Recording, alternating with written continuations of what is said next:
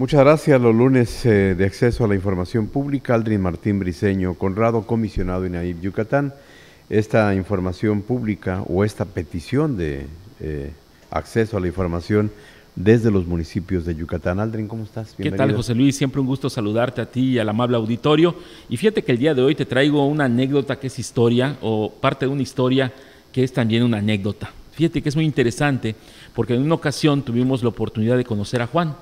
Juan es un joven que tarda alrededor de hora y media en llegar a los albergues que se encontraban precisamente en el municipio más pobre de Latinoamérica en su momento, que era el municipio de Tatsiú.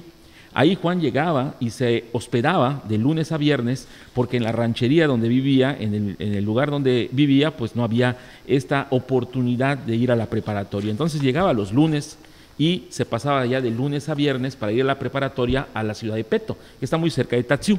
Tuvimos la oportunidad de hacer un taller hace ya algunos años y ese taller fue muy interesante porque fueron 3 días por las tardes en donde estos albergues, donde los niños desayunan, comen y cenan y ahí pernoctan y también tienen la oportunidad de aprender acerca de otros derechos. Y estábamos hablando acerca del derecho de acceso a la información pública y le decíamos a lo largo de 2 semanas, cerca de 3 días efectivos, que pues él podía saber qué es lo que pasaba en su ranchería o en su municipio, cuánto era el dinero que le entregaban a su municipio para poder tener una mejor iluminación o poder tener una calle libre de baches.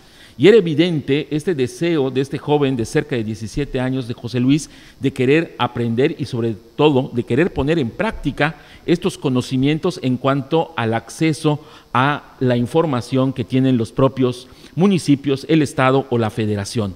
La realidad es que al final de este ejercicio, Juan en la plenaria se levanta y dice, contestando la pregunta de para qué te había servido este taller de acceso a la información pública, y él se levanta muy seguro de sí mismo, y créeme que esto es lo que te hace cambiar la visión acerca del conocimiento del derecho humano de acceso a la información pública, porque él dijo en sus propias palabras que el derecho de acceso a la información pública le había quitado el miedo a preguntar.